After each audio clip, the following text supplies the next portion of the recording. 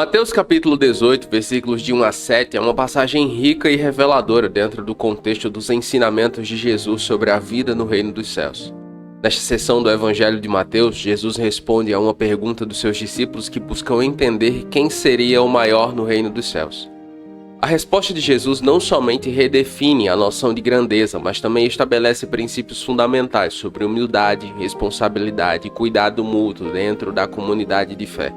Ele utiliza a presença de uma criança para ilustrar a verdadeira humildade e a essência da grandeza no reino espiritual, indo contra as expectativas culturais e sociais da época. Este trecho é particularmente importante porque enfatiza a severidade do pecado de causar escândalos, especialmente entre os mais vulneráveis, deixando clara a importância da integridade e do cuidado no trato com os pequeninos.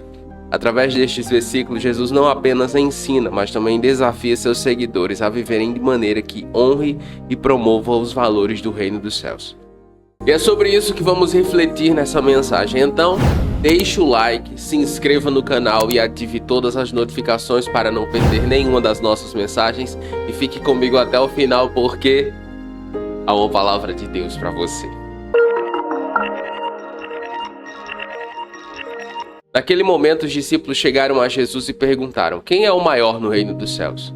Chamando uma criança, colocou-a no meio deles e disse: eu lhes asseguro que, a não ser que vocês se convertam e se tornem como crianças, jamais entrarão no reino dos céus. Portanto, quem se faz humilde como esta criança, este é o maior no reino dos céus. Na perspectiva do maior líder que esta humanidade já recebeu, isto é, o Filho do Deus vivo, o Rei de Reis e Senhor de Senhores, a maior virtude de alguém está na humildade. Isto é, na sua capacidade de servir e de considerar os outros superiores a si mesmo. Para Jesus, essa é a maior virtude do cidadão do reino. E em Provérbios capítulo 22, versículo 4, o sábio diz: a recompensa da humildade e o temor do Senhor são riquezas, honra e vida. Olha que promessa sensacional. Ser humilde, meu irmão, minha irmã, não é perder, digamos assim. É, na verdade, escolher o melhor lugar. Jesus escolheu esse lugar, o lugar de humildade. Ele mesmo disse: eu não vim para ser servido, mas para servir. Além do mais, a humildade, ela abre portas para o verdadeiro crescimento e desenvolvimento da nossa fé e do nosso relacionamento com Deus. Sim, muitos homens e mulheres não conseguem desfrutar de uma vida mais profunda em Jesus por causa de sua arrogância. Tiago capítulo 4, versículo 6 diz: Deus se opõe aos orgulhosos, mas concede graça aos humildes. Não é incomum você ver pessoas simples, mas que são tremendamente usadas por Deus, mesmo sem apadrinhamento ministerial, sem nada. Isso é extremamente normal no reino de Deus, porque a unção que vem do alto, ela não pode ser comprada. Por que isso acontece? Exatamente por causa do princípio de Tiago 4,6. Deus se opõe aos orgulhosos, mas concede graça aos humildes. A humildade transforma relacionamentos e comunidades. A nossa geração, eu percebo, tem uma necessidade, as pessoas têm uma necessidade muito grande de ter razão. Sim, de no final da discussão ou da conversa, que o ponto de vista dela seja o aceito, o determinante. Mas em Efésios capítulo 4, versículo 2, o apóstolo Paulo diz: sejam completamente humildes e dóceis. E sejam pacientes, suportando uns aos outros com amor. A pessoa humilde, embora muitas vezes ela saiba que está do lado certo, com a razão, ela não tem a necessidade de no final da conversa ter a última palavra. E isso transforma comunidades, relacionamentos, famílias. Sim, porque Jesus, ele conseguiu ser tão profundo na Galileia dos seus dias, na Palestina dos seus dias. Mesmo em um contexto tão turbulento, nós vemos as turbulências que estão acontecendo lá hoje, mas isso não é novo, isso é muito antigo. E Jesus esteve inserido nesse contexto, e nesse contexto ele mudou a história da humanidade. muito disso por causa da sua humildade. Quem recebe uma destas crianças em meu nome está me recebendo.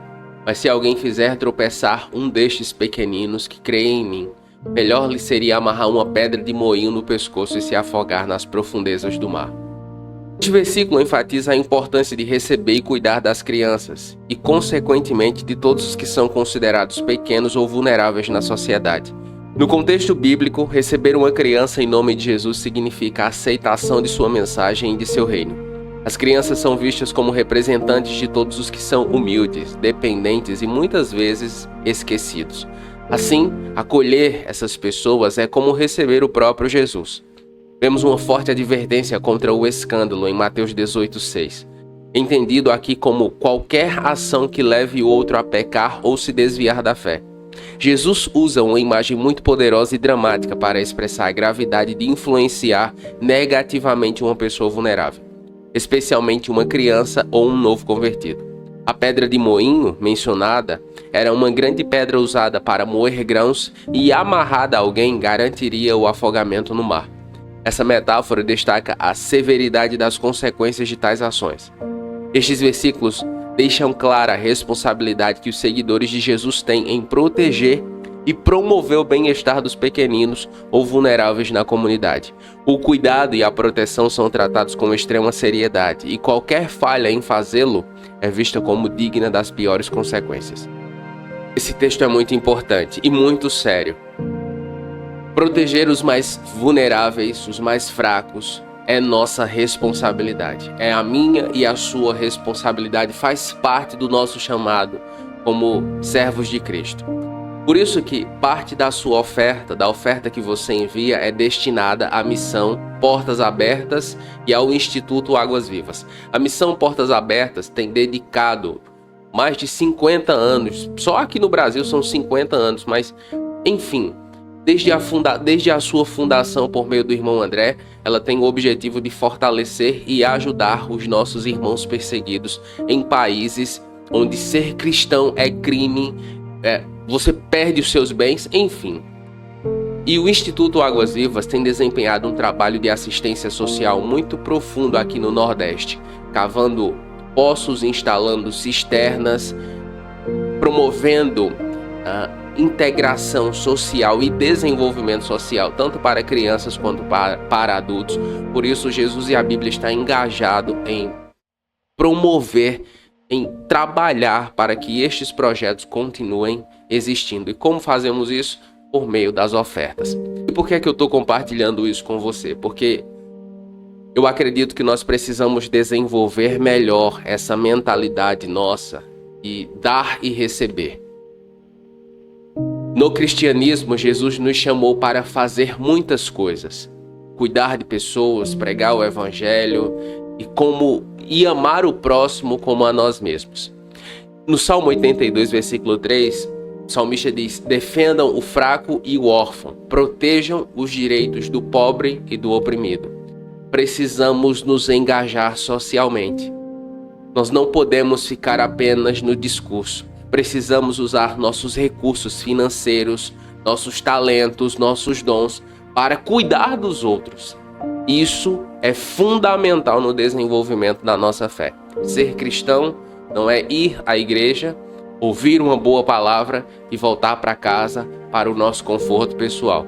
Não. No desenvolvimento da nossa fé, cuidar dos vulneráveis, posicionar-se em favor deles, é fundamental, é também o nosso chamado. Ai do mundo por causa das coisas que fazem tropeçar. Tais coisas têm de vir, mas ai da pessoa por meio de quem elas vêm.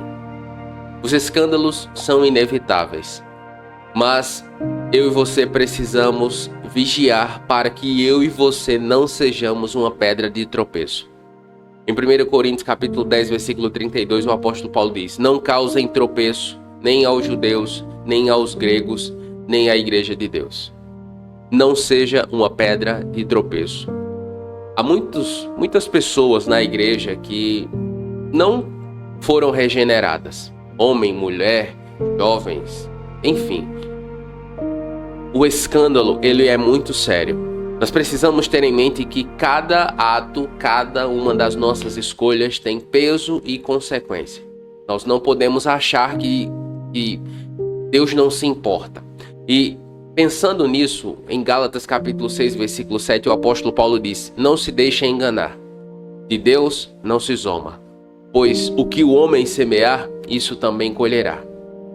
Há muitas pessoas na igreja que, usadas pelo diabo, promovem escândalos, sejam autoridades como pastores, sejam líderes de departamento, de louvor, de pequenos grupos, ou pessoas que fazem parte do convívio da igreja.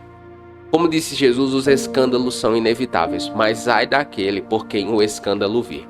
Se a justiça divina não vier nesta terra, não vier neste tempo, é certo, ela virá na eternidade. Porque ser fonte de escândalo traz grave responsabilidade. Veja a advertência de Jesus no texto. Ele diz: o escândalo é inevitável, mas ai daquele por quem o escândalo vier. Jesus, o próprio, sugere que a pessoa, ela dê cabo de sua própria vida. É melhor que ela faça isso do que ela ser escândalo para o outro. É o que o Senhor Jesus está dizendo. Será que é grave? Mas eu tenho visto que muitas vezes, em nossa geração, as pessoas não se importam em escandalizar, em ser pedra de tropeço na igreja. É muito importante que eu e você estejamos vigilantes com relação a isso e temamos a Deus. É tempo de temer a Deus. Eu sinto no meu coração essa urgência. A nossa geração precisa voltar a temer ao Senhor. Vamos orar? Pai Santo, nós te damos graças por sua palavra. O Senhor nos ensina sobre humildade e responsabilidade no reino. Senhor, ajude-nos a entender e a viver o exemplo de Jesus, e nos mostra que ser grande aos teus olhos significa ser humilde e servir aos outros, especialmente aos pequenos e vulneráveis entre nós. Dá-nos corações que acolham com amor e respeito todos aqueles que, como crianças, dependem de nossa proteção e cuidado. Que possamos refletir teu amor em nossas ações, evitando ser pedra de tropeço para nossos irmãos e irmãs na fé. Ensina-nos a ser vigilantes em nossas palavras e atos para não causar dano ou desencorajamento a quem quer que seja. Fortalece-nos em tua graça, para que possamos ser instrumentos de paz e reconciliação, e que nossa vida seja um testemunho vivo da bondade que flui de seguir os teus caminhos. Nós oramos assim crendo, Pai, em nome de Jesus. Amém. Qual foi a parte dessa mensagem que mais falou com você? Me diga nos comentários. E se você quer saber como o pagamento de um imposto revela o cuidado de Deus por nós, assista o vídeo que vai aparecer na tela. Nos comentários, faça o seu pedido de oração e nós estaremos orando com você e por você. E se ficou comigo até aqui, escreva aí nos comentários. E eu diminua e o Senhor cresça. Eu vou saber que você ficou comigo até o final. Eu oro para que Deus abençoe a sua vida e até a próxima.